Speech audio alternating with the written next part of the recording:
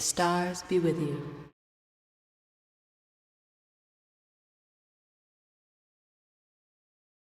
All right, I am so happy to welcome this week's guest, Christina Caudill. Thank you so much for being here. Hi, Melissa. It's a pleasure. Thank you for having me. Yes, and I thought of Christina because now we are entering into Scorpio season, and we have that full moon in Taurus that we're going to be talking about today. And she just felt like the right person to have on. So before we get started here, tell us a little bit about yourself. Well, first of all, I just am so honored to know that you sensed my Scorpio moon speaking to you.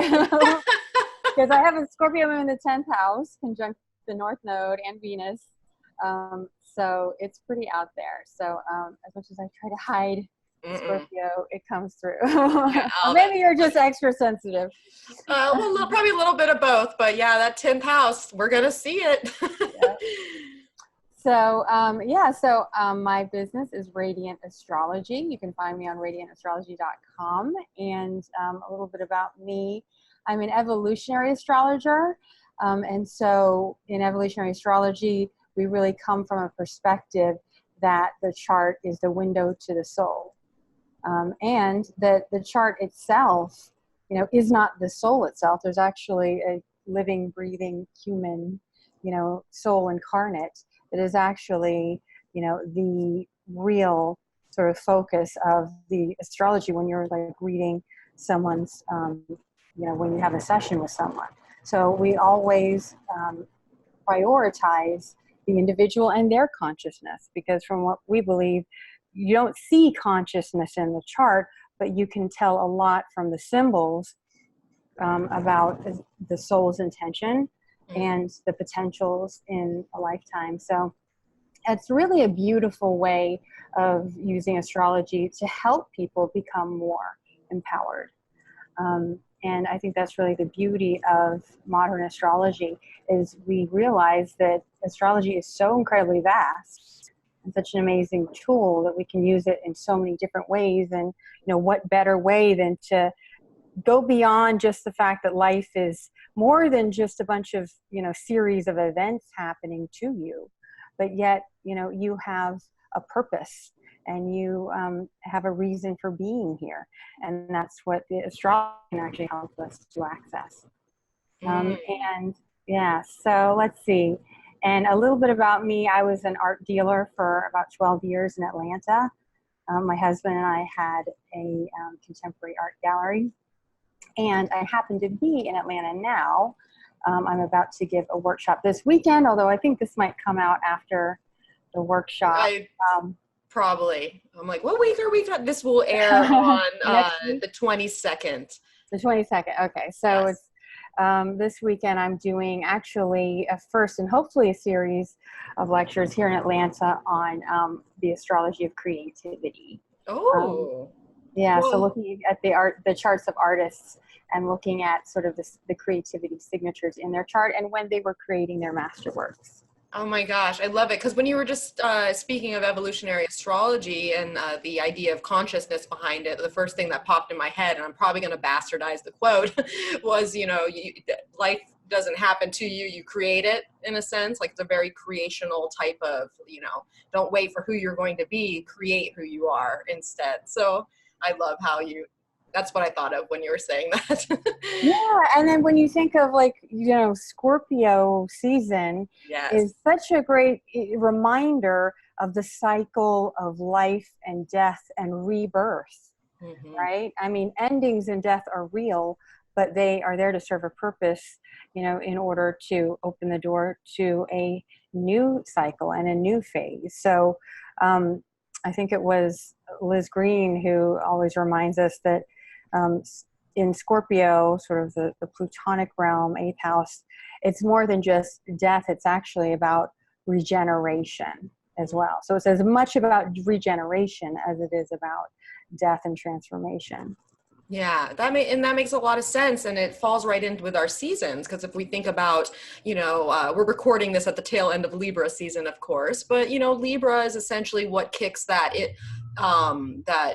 us into that phase of equality, but then the night pushes in. And so as we get to Scorpio, it becomes more apparent that, you know, night is falling upon us, and hence that kind of regenerative and decay phase that we go through during Scorpio.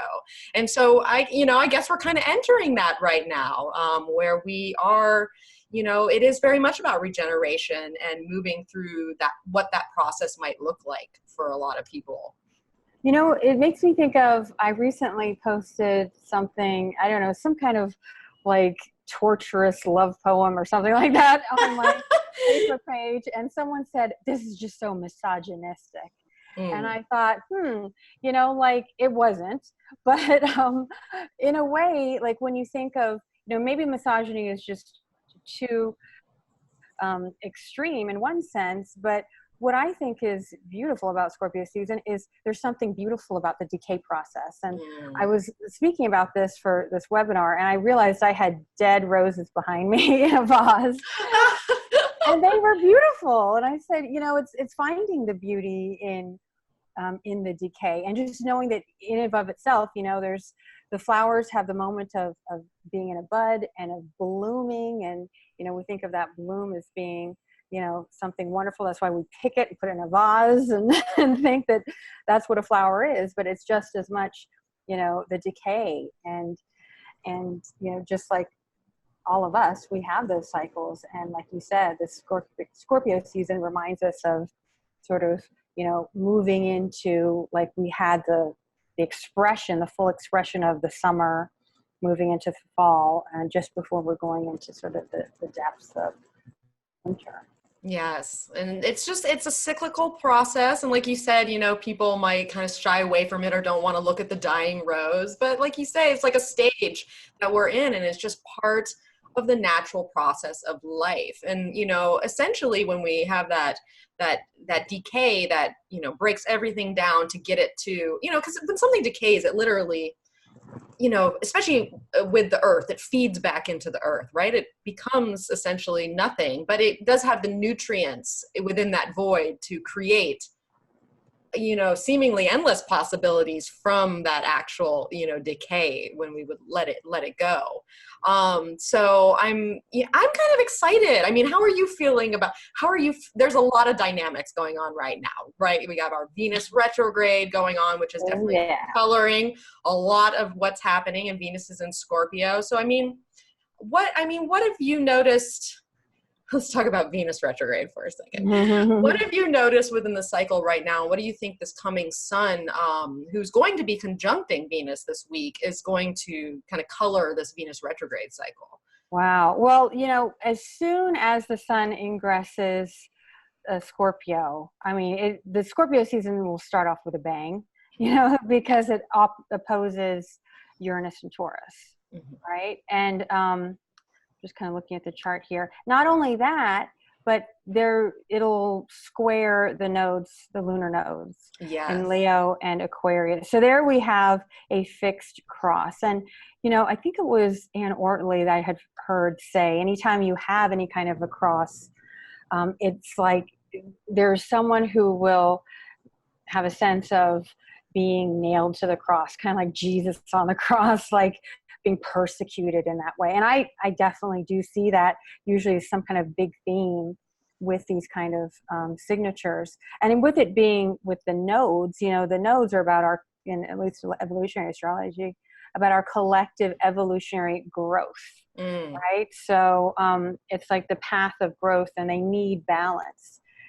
So we have like the Leo North Node, which is about, I've seen it being about our creativity and also things like fame and the dark side of fame. You know, how can these be helpful right now? Everybody has their 15 minutes of fame, as Andy Warhol so famously predicted, but is that there to serve something? That's the South Node in Aquarius, has to be serving a higher purpose. Otherwise, it's just reality TV stars as powerful people. Well, that reminds me, Christina, of you know, Taylor Swift just recently coming out and saying something, and, you know, speaking to young people politically, and how people are like, or how they think she might turn states just by this figure, you know. Yeah, and then the backlash with that too, because the Yes. conservative people, you know, I'm sure in some way she may feel nailed to the cross by, Mm. you know, certain people that say, well, who are you to be influencing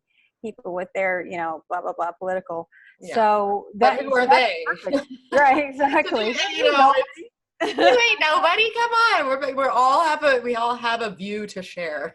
Yeah, exactly. And so that we may see something like that because it's, you know, Uranus opposite the sun right in Scorpio. So the Scorpio Taurus axis,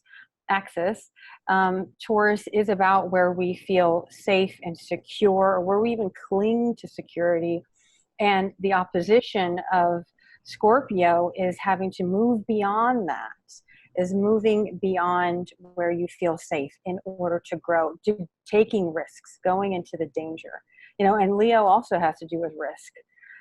So this whole sort of fixed cross has to do with risk versus safety versus purpose versus you know, the collective growth. So yeah, that actually sounds like a very good type of situation. We may see someone taking it upon themselves, and maybe a woman, because we have a lot happening here with the moon and everything and Cancer, and we, you know, want to see some kind of a breakthrough of our paradigm currently, you know, and that's what Uranus represents. So as soon as the sun enters, you know, the depths of Scorpio, which ultimately is about truth seeking and truth telling, right? With, because we've also got Jupiter and Mercury still in Scorpio, that there's going to be some, you know, truth revelations, things like that. And it may have to do with our very security with that Uranus and Taurus. You know, I mean, they say, I think the financial markets recently they've just been up and down a lot lately. And I think we may see some kind of shifts like that too with this, you know, Uranus Yeah, activity. that is a good point there, especially, you know, since Taurus does get in that financial realm, that, you know, and we have this upcoming full moon with the moon conjunct Uranus, and essentially there's going to be, you know, some surprises on the table, but ultimately a sense of liberation that is trying to come forth in many ways.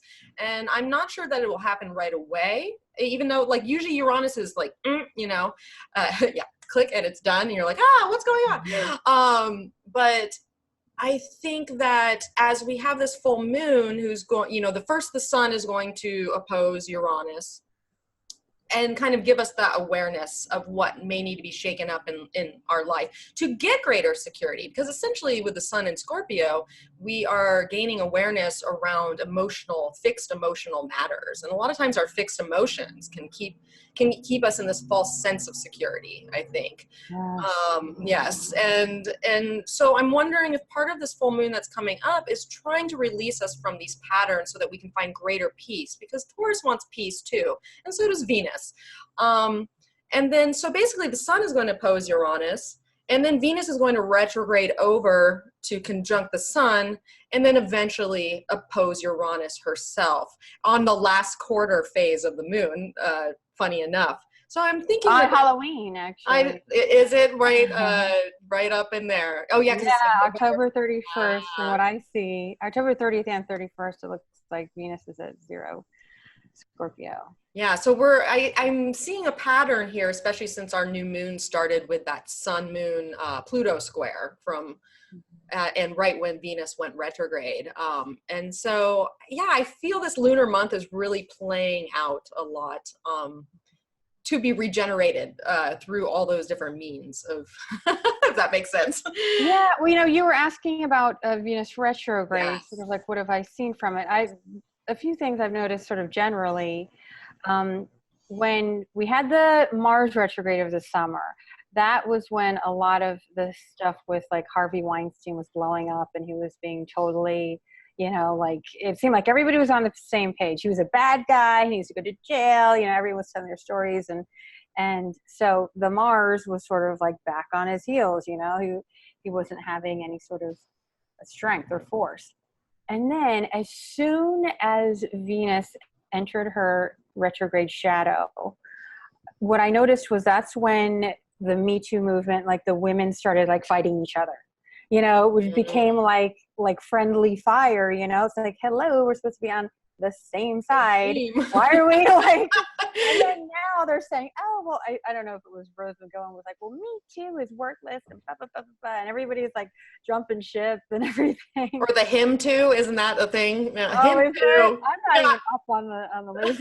I know it was some mom who embarrassed her poor military son by posting, like, he's a good boy, what about him too? And he had to come out and be like, yes, that's my mom. I did her account. I'm fully with you, women. And it was just this funny little, he got totally blown up by his mom. He was like, what about my sweet boy? And so I thought that was funny. But anyways, continue.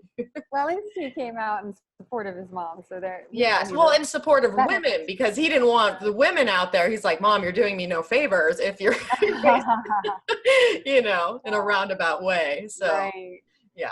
And so it's kind of like, when we see these movements, like, I want to say it was back when the Parkland kids, in Florida, I remember there was that terrible shooting, and they immediately came out and were like, no more guns. It's going to be the last time this happened. We're going to lobby and fight the NRA, blah, blah. And they had so much power behind them. And then that seemed more like a Jupiter thing, because when Jupiter went retrograde, then all of a sudden they started having to deal with their trauma that they hadn't been dealing with, or, they had to pull back. Some of them were saying, this is taking too long. We're never going to do it now. They lost their kind of confidence. Mm-hmm. And then, something needed to solidify within them. That conviction really needed to solidify, because it's not just about having the force and keep going forward. At some point you have to deepen. That's anytime the retrograde planets happen to us, in these realms of our lives, then that's an opportunity to really take things internally, deepen it within us, and deepen our conviction, so that then when we move forward again with these planets, we're in a whole new phase of our conviction, or where we've decided we want to go. So with Venus, this is going to be a long 40 days. Retrograde. Feels like it's so many people have said that they felt it starting with the shadow. Because I usually am like, oh, pre-shadow, whatever. But I think it's started so early. I agree. By now, a lot of people are kind of like weary, battle weary of, a lot of this dark Venus retrograde stuff. But it is really meant to, like you said, to help us to really look deeply within ourselves. And ultimately, again, that's about the truth. Mm-hmm. And when there is decay or lies or betrayal or abandonment or whatever, that's because there was some truth that hadn't been acknowledged. Well, okay. I like where you're going with this deepening, because essentially Scorpio, it has incredible depth, right? So much so that we don't even realize it's there. And that's why people are like, Scorpio energy, you got the Scorpio moon, I got the Scorpio rising, there's an intensity that lives there. Like, people might not even be able to see it up, like understand what it is, but they can sense it. They understand that it's there. And it's because it's like this iceberg theory where, you see the tip of it perhaps, but below there's so much that is there. And so I'm wondering if part of this process has to do with going, to those depths, and especially with this upcoming full moon and being opposed by Uranus. What can we bring? So much lives down there, and then we operate from these, emotional fixed points, essentially, because Scorpio is a fixed water energy, and so, as they say, still waters run deep. And they do, but sometimes we have to dig within those depths and shine that light. And I think that part of that is Venus is going through that right now, being in Scorpio and having to dig deep. And like you said, look at those lies, look at those betrayals, look at those things that are deep within, that may need to be acknowledged and transmuted in some way so that we can have that period of regeneration.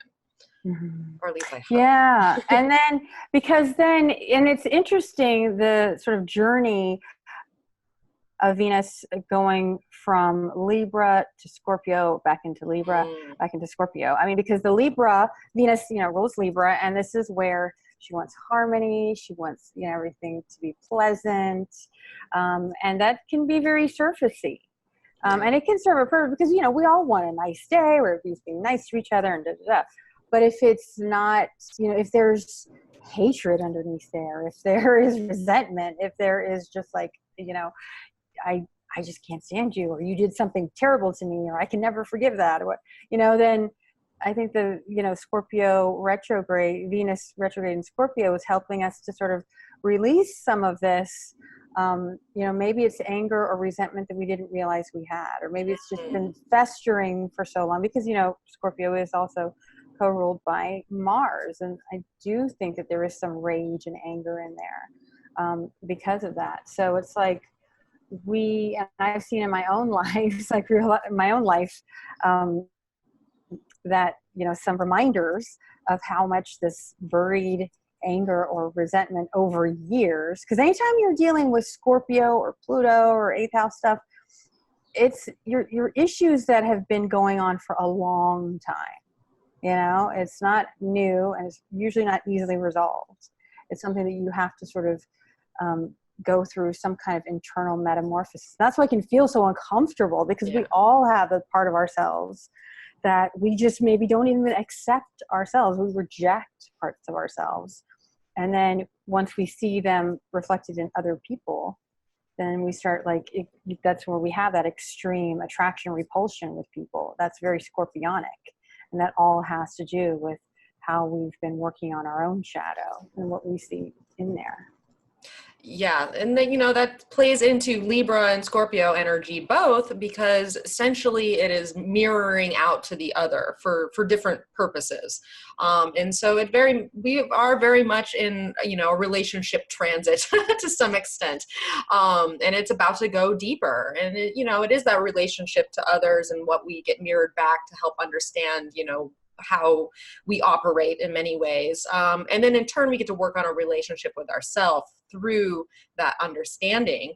And it's very much a Venusian, not only is Venus retrograde, clearly, we're all feeling it, but this lunar cycle is a rather intense one, and it is set up to, highlight Venus twice, because our new moon in Libra, obviously we have that Venus retrograde just freshly off her station, and then this full moon in Taurus is going to highlight, the nighttime domicile of Venus as well. So we have two lunations right in a row that are A, powerful, and B, essentially coming back to be represented by this Venus retrograde cycle. Mm-hmm.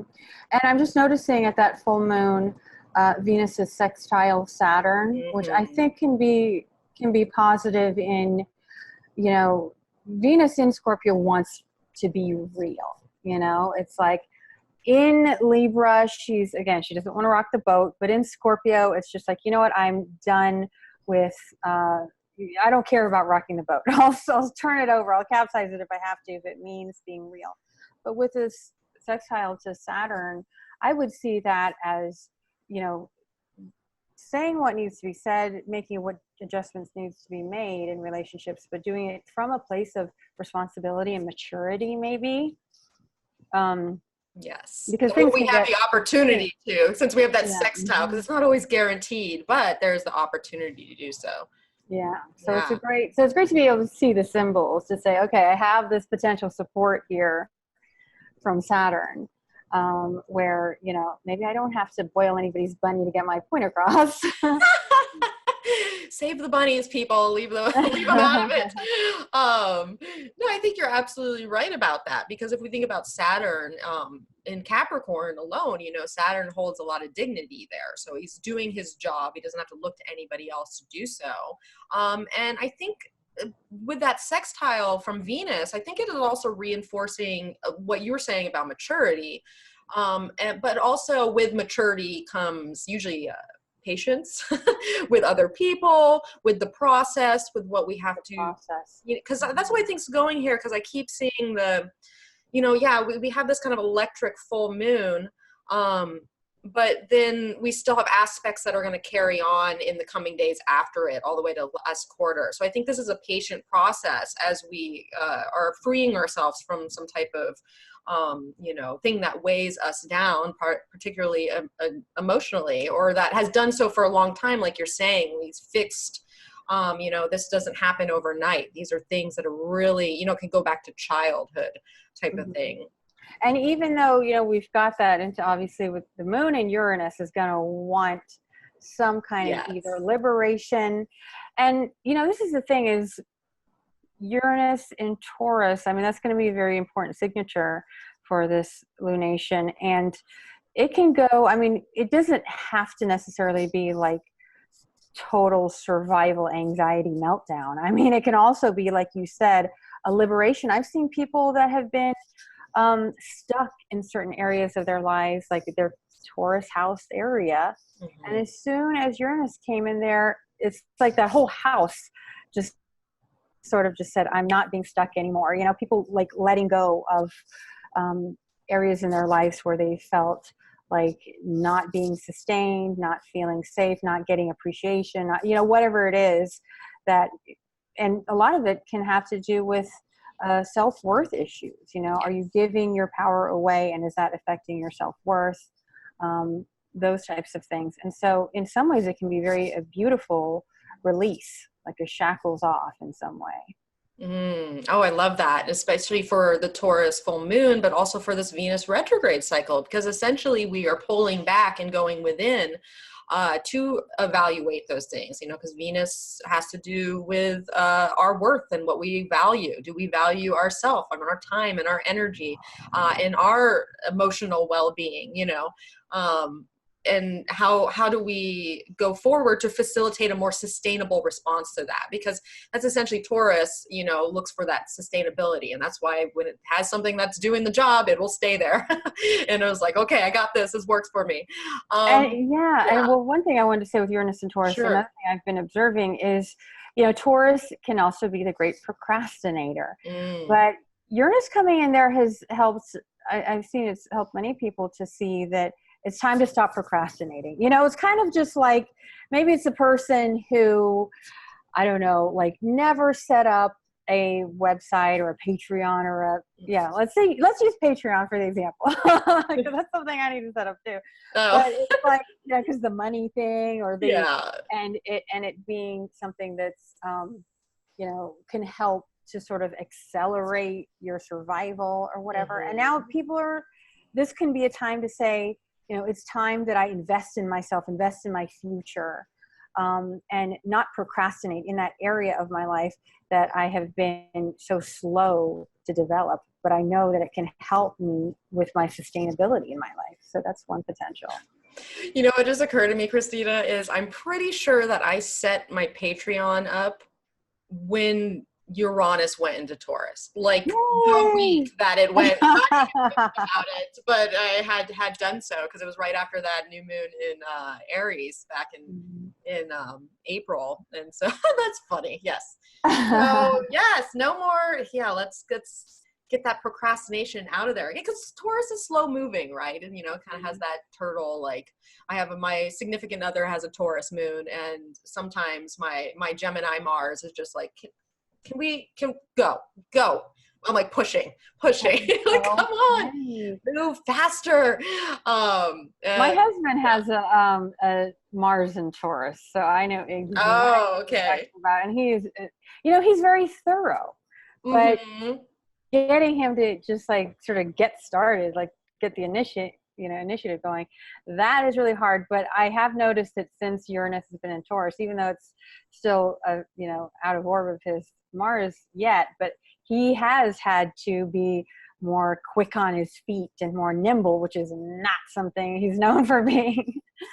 Yeah, and that plays into Uranus and Taurus and just in general. Like I think it was Austin Kopach said that he's like, with Uranus and Aries, we're essentially ready for the battle. Like if something unexpected arises, we're ready, But with Taurus, he was likening it to us being, shocked by in our beds asleep. Yeah, I remember that. I thought that was great. He said something like, if it's like, it's one thing if there's like a loud crash and you're like in a busy office or something and there's a lot going on, but it's one thing if you're, comfortable in your bed and suddenly there's like a loud crash or something, because it's just like, oh God, you still have to take care of that crash, or you still getting, Yeah.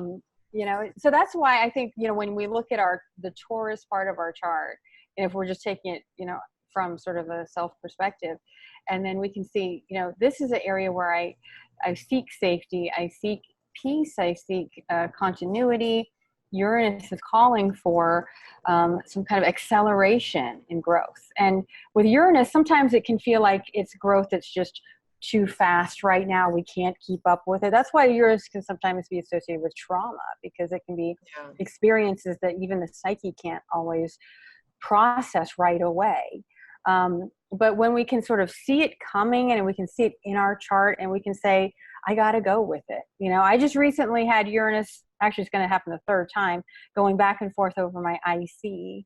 And last summer I moved 3 times right when it was going over, and there's nothing I could do about it. And I didn't want to be doing it because my progressed moon was in Taurus, so I really didn't want to be moving it. Yeah. But I knew there was just no resisting it. And the more, I would resist it, the more painful that would be. So I just knew this is good for me. Let me see some excitement in it. Maybe it can be fun and and try to convince myself of that. But there's no arguing. There's no stopping Uranus, basically. That's interesting that you say that, because when your Uranus had conjuncted my IC, this was many moons ago, back in like 2000 it was. That's when I moved from Florida to California on a whim. Within like a month's time, I dropped out of college. I was almost done. And then just moved to California.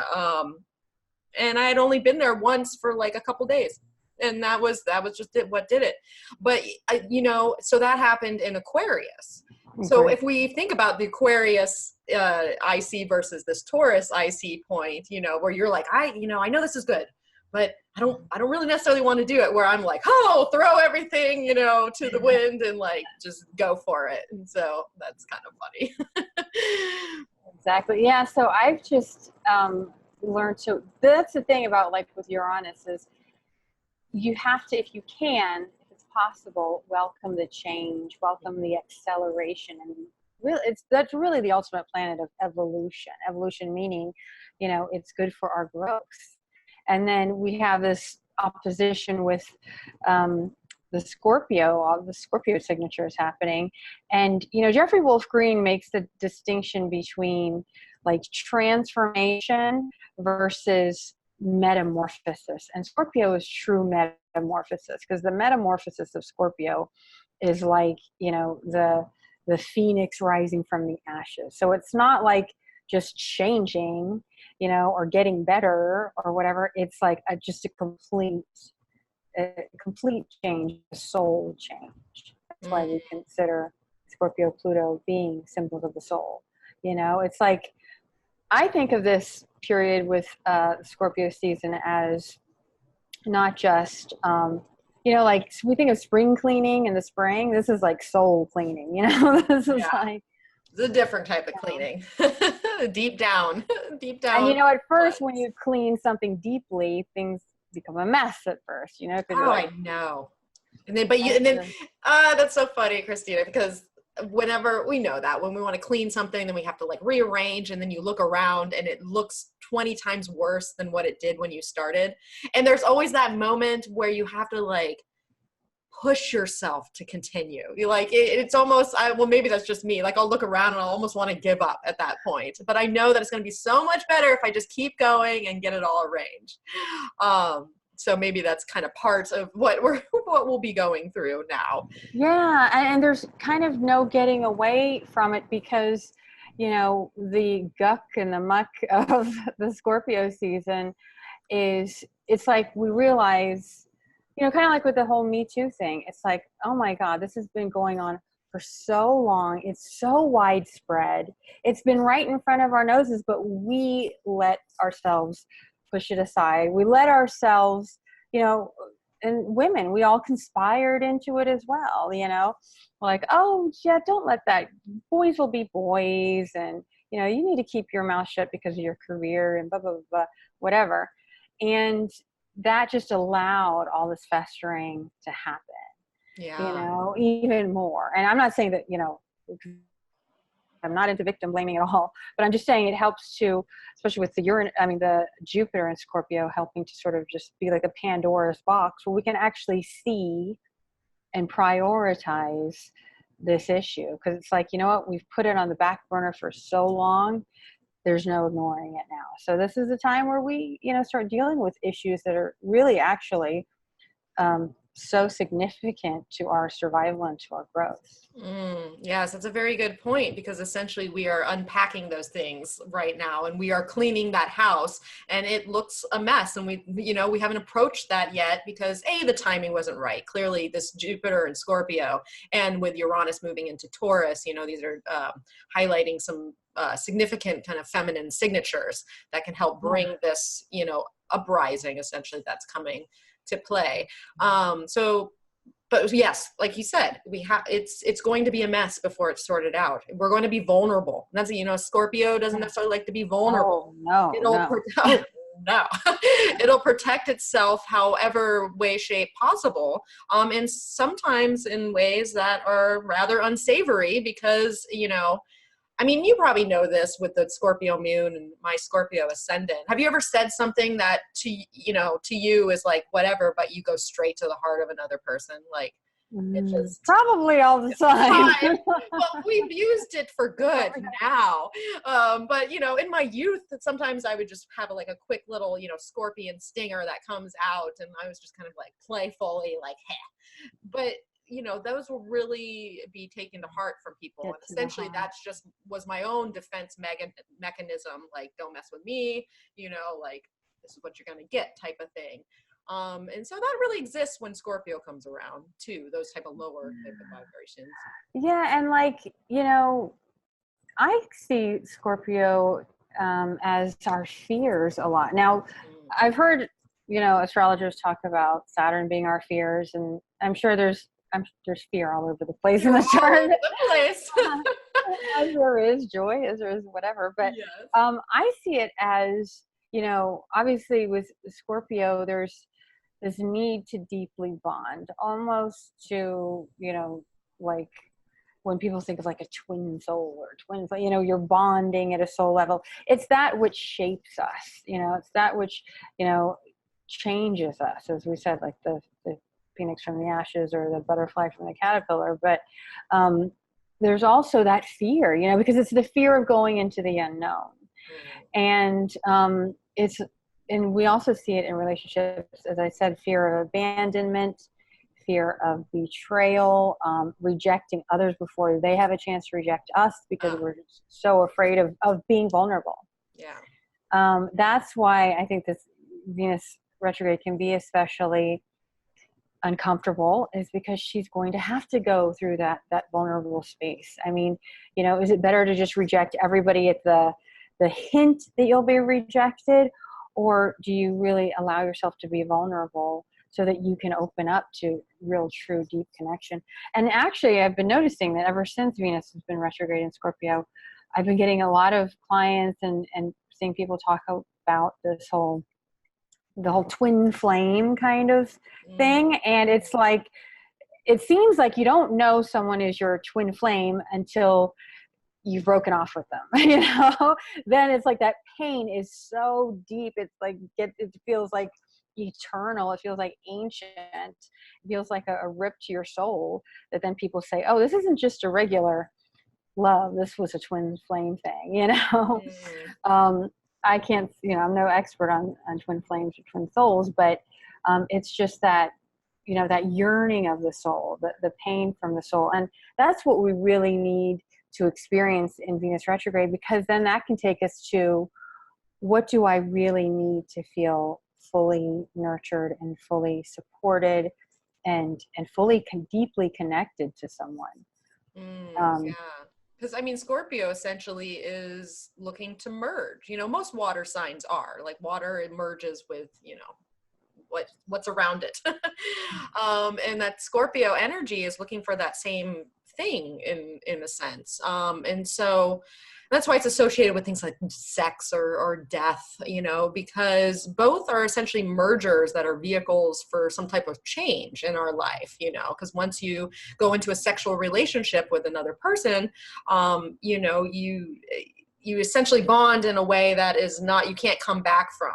And the same with death. It's the same type of thing. And, you know, we die little deaths every day, as they say, but and so we're merging here. And I think that a lot of what, to play off of what you're saying, you know, when Venus retrograde comes to do her inferior conjunction with the sun this week, or the week that this airs, I think we're going to get a lot of awareness about some things we were just talking about and the vulnerabilities that lie there and how, you know, what we need to do to move forward in those areas, which we'll be processing through the rest of the Venus retrograde to some extent. But awareness, there's going to be a spotlight driven on all these things that we're kind of talking about right now. You know, and it's interesting because I had just recently posted that I met my now husband during Venus retrograde in Scorpio. It was in 2002. Oh. Yeah, and it was just after the conjunction with the sun. And I posted that and I was like, because, you know, I actually literally saw some astrologers saying, you know, especially after the Venus conjunction with the sun, Venus retrograde, you know, don't go on any dates, don't have sex with anybody, blah, blah, blah. This is, you know, Venus is in her most poisonous and like dark and blah, blah, blah. And even though that sounds kind of like, ooh, I mean, you're just tempting the Scorpio now. There's a point where astrology can just be, you know, it can be ridiculous when we aren't looking at actual, you know, we're not observing how these symbols happen in our lives. And when I had posted that, I had a few other women who have been in long-term, I'm talking more than a decade relationships with loves of their life, and they all realized they met during a Venus retrograde in Scorpio. Now, I'm not saying, you know, go out and find the love of your life right now, because all of these were pre-match.com, by the way. Yeah. A long time ago. Pre-Tinder. Pre-Tinder, yeah. Yeah.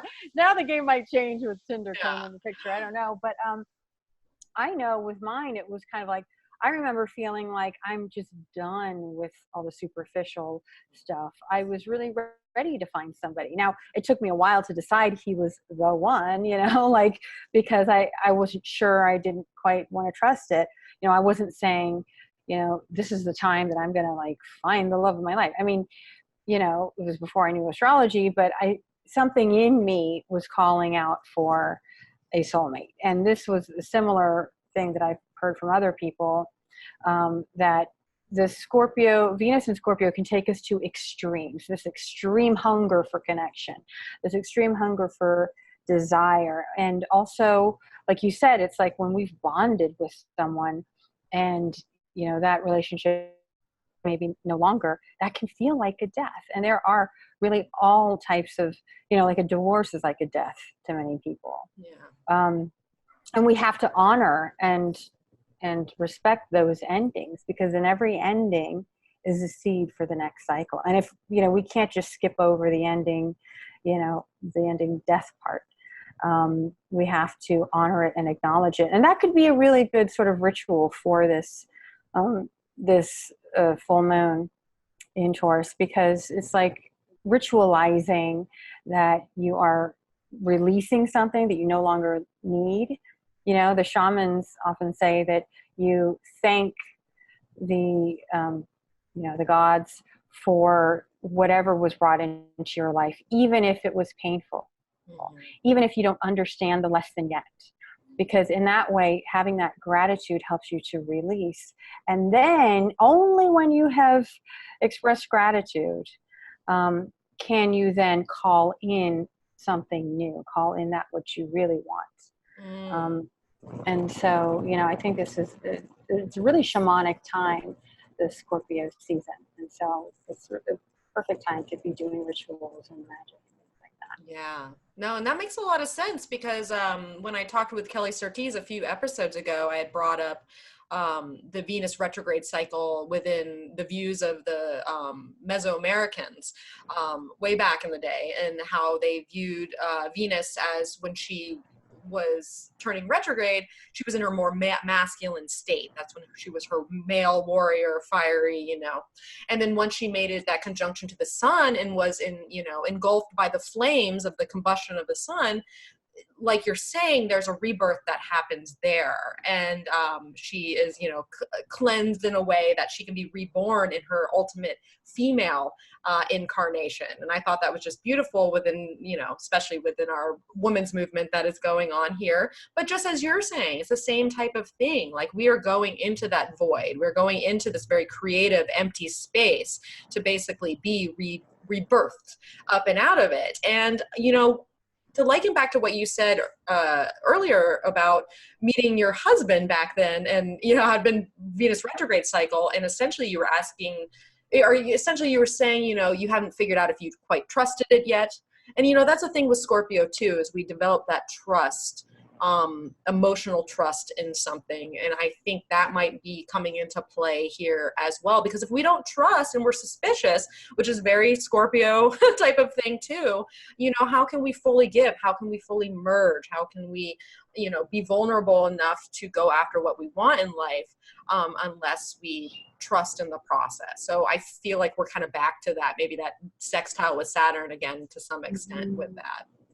Yeah, and it's funny because that's actually sort of the central idea to the workshop I'm giving this weekend, which is on, like I said, on creativity, that looking at a lot of these charts of artists, of fine artists, what they really had in common is they trusted themselves. I mean, even if they weren't getting the feedback from everybody saying you're great, you're wonderful, to develop themselves, they trusted their creative instinct, they trusted themselves. And I see so many people that is really just, they're in agony because they don't feel like they're living their potential.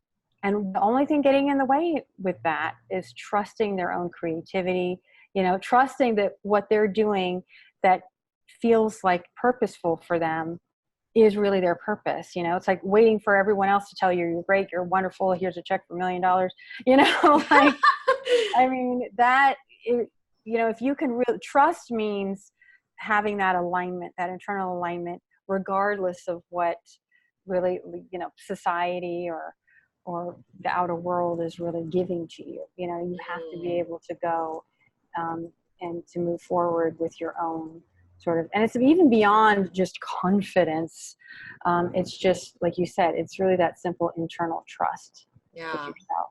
Mm-hmm. Trust with yourself. And that's a hard thing to, for some people, including myself. I'm guilty in that department. Every day I work harder to trust my own impulses and my own direction in many ways, because like you're saying, you can't wait for that outside, because this is here with the Scorpio, because you're still looking for that reflection in the other, but you can't necessarily always wait for that, because you might not get it, or you might get it in a way that ends up discouraging you, and then you distrust yourself in many ways, or what it is that you're sensing or feeling inside, and that can cause a lot of internal angst, because we're talking about kind of things that lie within us. Or to liken back to that full moon, and we're talking about Taurus, that idea of procrastination, because if we're not getting our, that response that we'd like, when essentially we're the one who has to kind of cultivate that trust, we might. And even when, I'm sorry, no, but even in like love relationships, it was making me think of, the Taurus Scorpio. Taurus Scorpio is the sort of pleasure axis, and the intimacy axis too. Mm-hmm. I see it as, because if you're just in Venus and Scorpio, we have all the Scorpio happening, that can just really be this insatiable need for another to fulfill us. Yeah. Whereas really the lesson between these two archetypes is to have a balance where, you come back to Taurus as myself, my self-sufficiency, self-love, and self-worth. And you have to have that, otherwise you're just having two empty souls creating like a black hole together, like that's not what love is. I mean, that's not what true connection is. A true connection would be two people who are, you know, solid in themselves, enough so that they're not closed off to opening up to another one, but they're opening up to another for, you know, what one another can bring to their lives. So there's really needing to have that healthy, fertile sense of self-worth in order to then open up to connection with another, to true connection. So that's why, you know, once I start hearing people talk about things like twin flames and twin souls, I first start to ask, what makes you think it's that, you know, that twin flame thing? Because sometimes I see, not all the time, but sometimes I see it as an excuse to accept abuse or mistreatment or disrespect or something like that, you know, because you're just so inexplicably drawn to another person. Believe me, I know what that's like, you know, when it feels like a past life connection. But if it's this addiction to drama or addiction to abuse or something like that, that's where I feel like you've lost yourself. And we can always come back to ourselves and to refine our sense of self-worth. I love that, Christina. That is perfect. That goes very well. I'm not even going to touch it because I like that a lot. And I think that is kind of maybe where Uranus might be shaking us up a little bit, because, you know, we need to look at these things. We got to understand them and begin to embody it. And that's what I think a lot of this Venus retrograde cycle is about. We have to have these emotions that are going to take us to that metamorphosis that we are going to be, you know, embarking upon down the road here as Scorpio season progresses. Because like you said, we get into Scorpio season, we have this full moon right away. So it's like, wham, bam, thank you. You know, we're in it. But there's still a lot to process and go through and work our way through this cycle. So give yourself time as you know, maneuver through all this.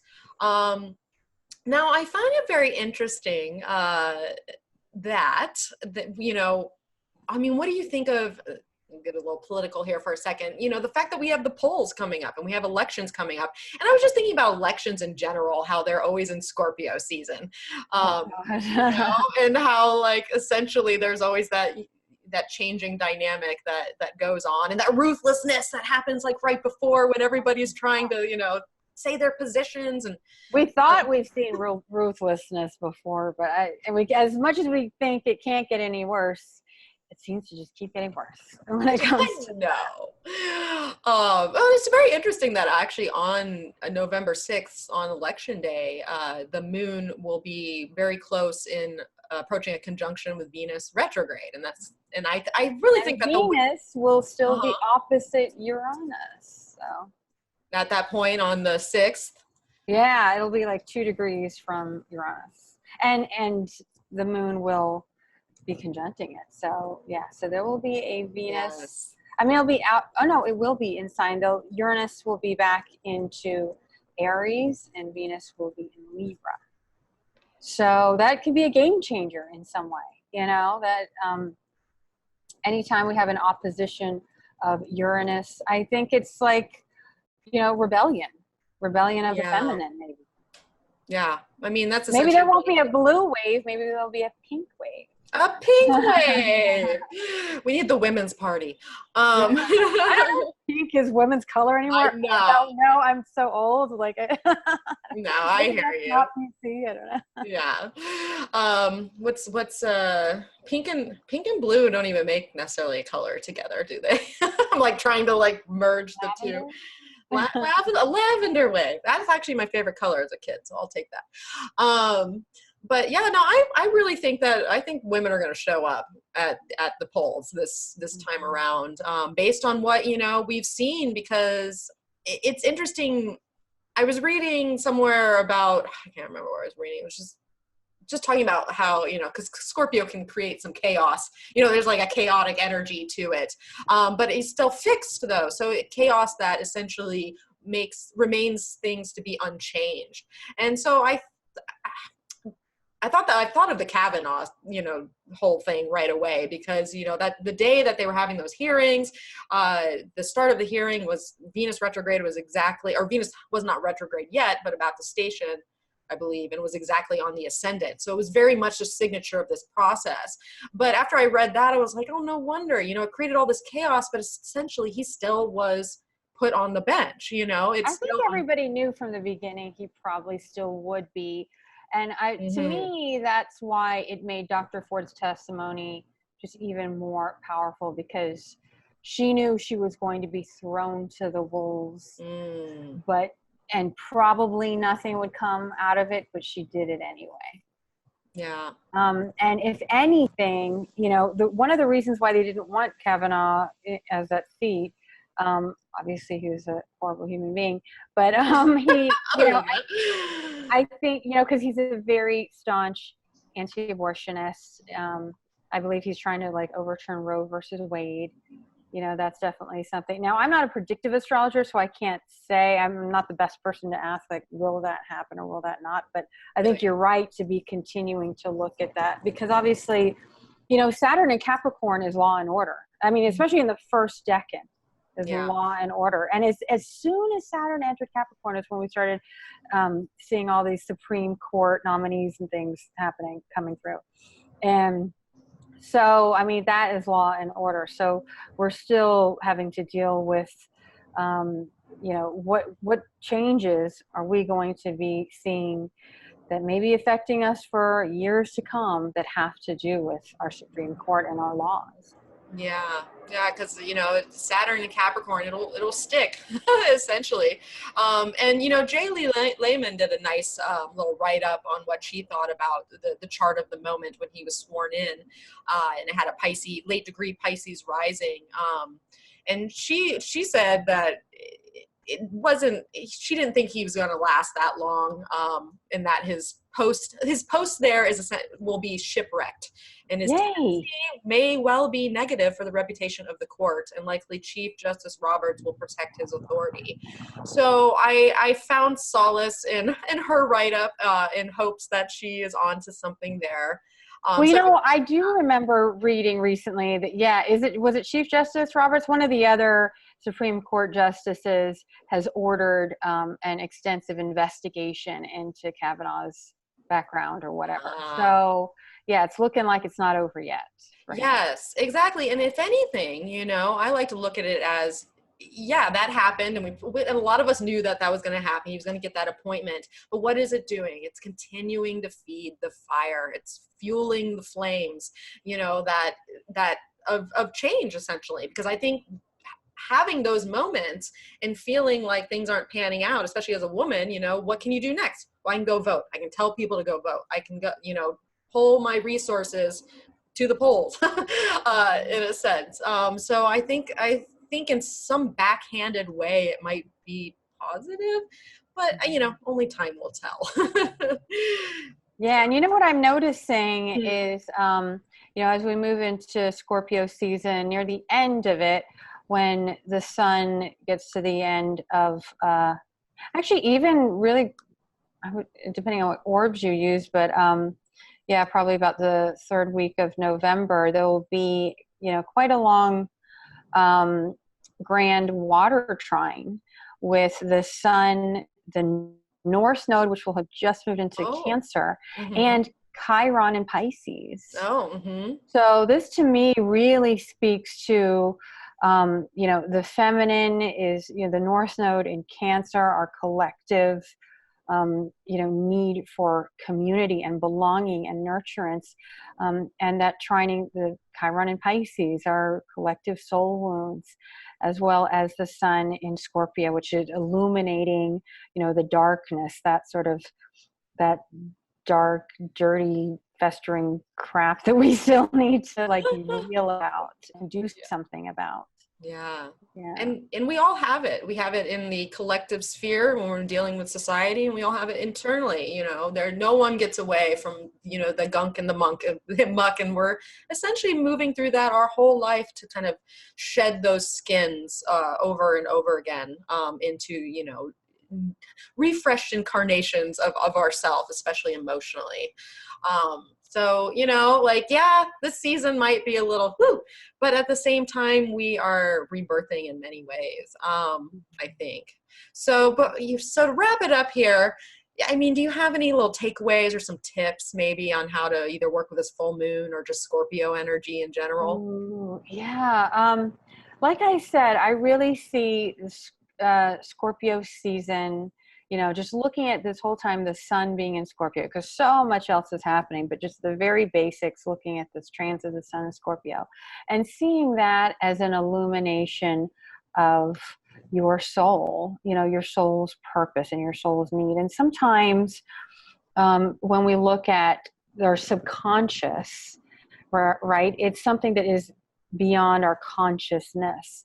And so to try to control it, the only way we can look at and really connect with our subconscious is through things like myth and symbols and dreams, and even art and music. I mean, anything that takes you out of sort of the linear thinking. It's so important to be moving into this sort of liminal space. This is a time of the ancestors coming through. I really, really believe that. And so connecting with, we all have a community of ancestors that we are their legacy. And we're here to live out a legacy for them. And I think this is such a perfect time.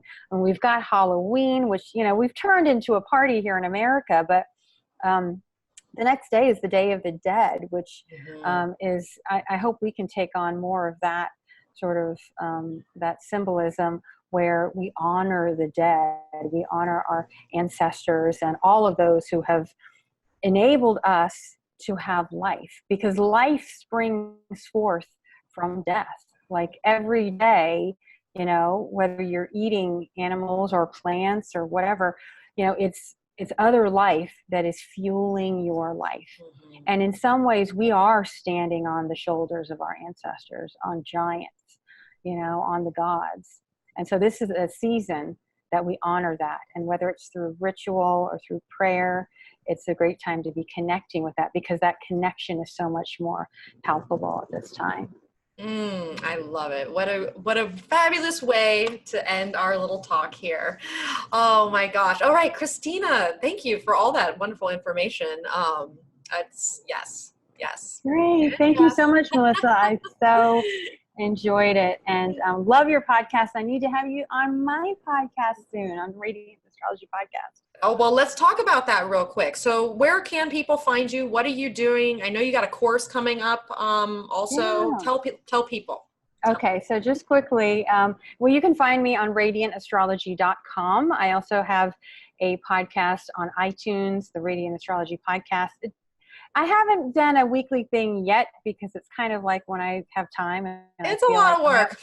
It is, and I really commend you for doing it every week and having the weather and having these deep conversations. I just really love it. And you can also find me at the New Paradigm group. It's newparadigmastrology.com.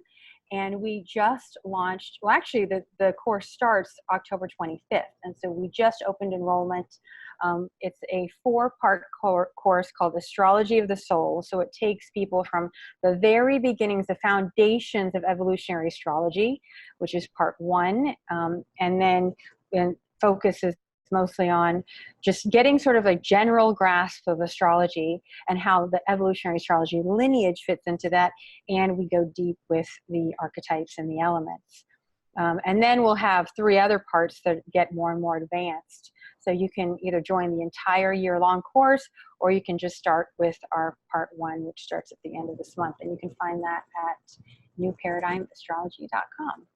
Lovely. And I will have all those links on my blog post as well. So just in case you didn't get that, we'll make sure that you know how to get there.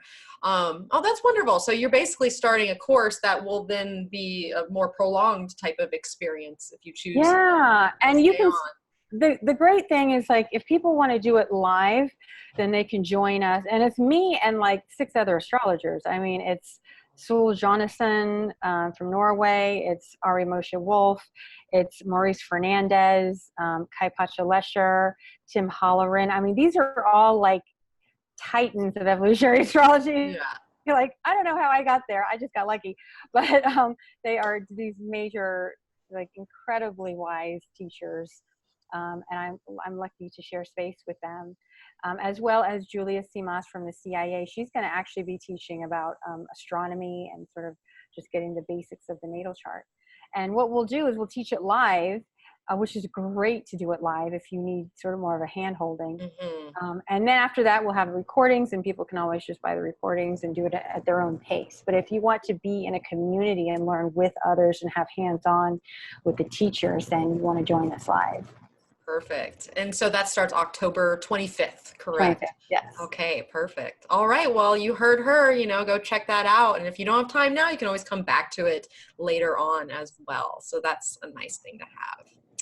All right. Well, where can you find me? Well, you can find me at energeticprinciples.com, and you can also find me on Instagram and Facebook at Energetic Principles, where I post things of all types of nature all the time.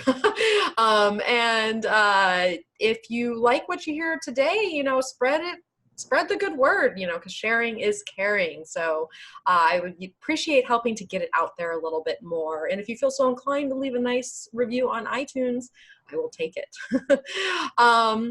And so, I'm sure there's plenty of other things. Oh, real quick, before I forget, we also, this is the last week or half week to sign up for next week's on-air reading with Juanita Benedicto from 12th House Readings. So if you're a patron of mine, you have until the full moon at 9 a.m. on Wednesday.